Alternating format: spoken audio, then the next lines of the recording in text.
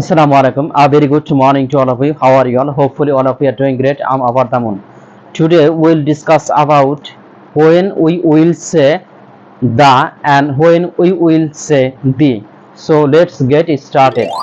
Reading এর সময় আমরা কনফিউশন বা সন্দেহে পড়ে যাই যে কখন আমরা দা বলবো এবং কখন আমরা দি বলবো।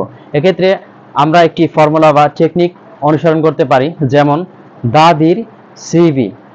যদি কনসোনেন্ট থাকে তাহলে সেক্ষেত্রে আমরা দা বলবো, এবং যদি ভাওয়েল থাকে তাহলে সেক্ষেত্রে আমরা দি বলবো। যেমন দা ফেন, দা চপ, দা সান। যদি ভাওয়েল থাকে সেক্ষেত্রে আমরা দা উচ্চারণ না করে দি বলবো। যেমন the egg, the elephant and the umbrella. যদি আমার ভিডিওটি ভালো লেগে থাকে তাহলে লাইক, কমেন্ট এবং শেয়ারের মাধ্যমে আমার পাশে থাকবেন। Thanks for watching my video. All the best.